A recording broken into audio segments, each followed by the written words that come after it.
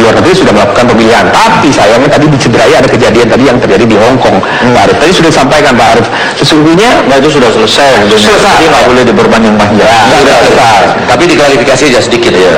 Benar nggak tidak bahwa mereka tidak bisa melaksanakan hak pilihnya karena antri dari pagi, atau sebetulnya mereka misalnya tidak antri tapi tiba-tiba datang setelah TPS ditutup? Kalau di Jakarta kan TPS itu ditutup jam 1 ya. Ini jam 5 Ya. Ini ikut klarifikasi ya supaya secara paham apa yang terjadi. Itu lihat tuh pemilihan itu aja setuju. Sebetulnya kalau fokus diskusi kita tentang Hong Kong mesti ya saksi mata yang diundang. Ya, salah satu saja yang terjadi itu yang lain. Ya. Nah, memang kita sebenarnya harus berterima kasih kepada pemerintah Hong Kong. Ya, dulu kita hanya boleh membuat TPS itu di ruang-ruang kita. Artinya di kantor KBRI saja. Nah sekarang kita dikasih kesempatan boleh pakai Victoria Park, di mana setiap hari Minggu itu berkumpul warga negara Indonesia banyak sekali. Ya. Kita diberi keleluasaan menggunakan Victoria Park sampai dengan pukul 17.00. Dan itu pemerintah setempat menempatkan polisi di sana untuk membantu kita mengamankan jalannya pelaksanaan. Tetapi begitu pukul 17.00 maka pintu itu akan ditutup. Nah KPU sebagaimana ketentuan termasuk yang berlaku di dalam negeri akan melayani siapapun yang masih dalam antrian pada saat pukul 17.00. Artinya sudah masuk ke dalam lokasi TPS, kita akan selesaikan sampai selesai.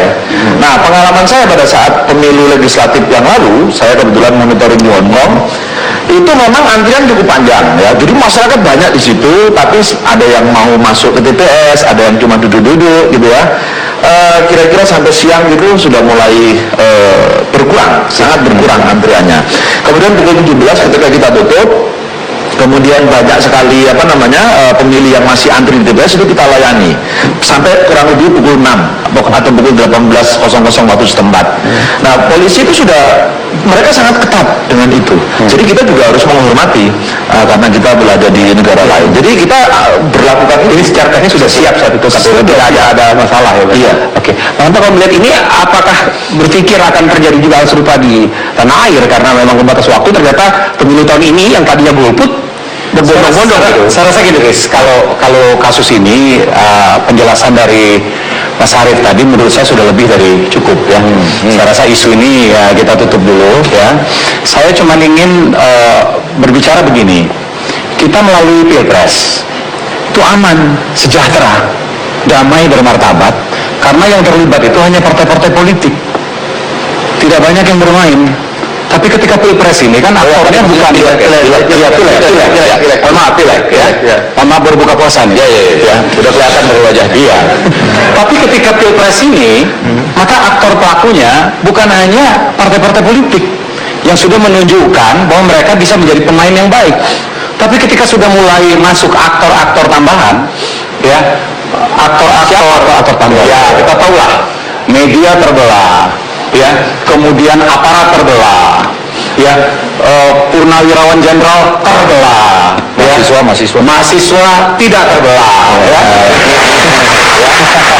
Jadi kemudian dulu bos, teman-teman saya artis terbelah, ya, kemudian media sosial juga terbelah. Nah ini akhirnya menciptakan apa? Seolah-olah pemilu itu menjadi sesuatu yang menyeramkan.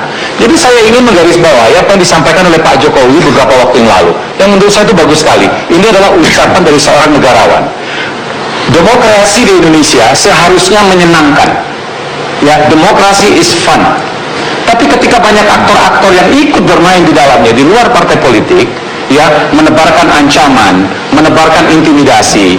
Kita lihat sekarang ini, pemilu presiden yang mestinya sejatinya Pak Arief menjadi sesuatu yang menyenangkan, pesta rakyat, di mana rakyat berbondong-bondong menggunakan hak pilihnya untuk mencari atau memilih pemimpin mereka untuk 5 tahun ke depan, menjadi gelisah.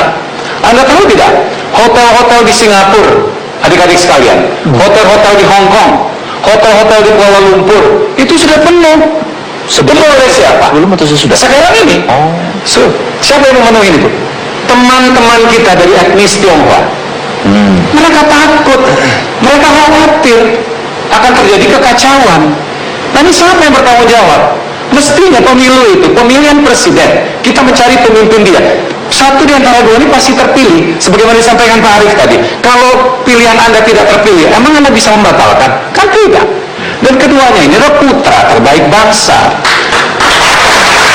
Tapi ketika ancaman itu disebar, ya, apalagi ada ucapan seorang tokoh, kita hanya bisa dikalahkan oleh kecurangan. Oh, menurut saya ini ucapannya sangat berbahaya. Karena ucapan ini berpotensi memprovokasi rakyat di akar rumput yang tidak mengerti. Ya, menurut dia kalau dicurangi, saya yang takut itu adalah ketika quick count hasilnya itu tidak sesuai dengan imajinasi mereka. Karena ada statement itu, mereka bergerak. Ini bahaya. Jadi tidak sepantasnya seorang pemimpin, seorang negarawan mengucapkan ucapan seperti itu. Mestinya kata-kata sejuk, ya, kita siap menang, kita siap kalah. Itulah demokrasi. Karena demokrasi itu adalah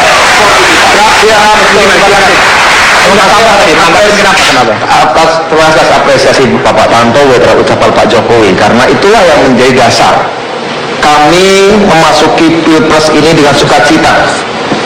Kita tidak memasuki wilayah Pilpres ini sebagai soal hidup mati. Kita bahkan tidak pernah melihat ini sebagai sebuah perang, sebagaimana dikatakan oleh salah seorang tokoh bahwa ini adalah perang yang berpotensi perang agama, perang badar disebutnya.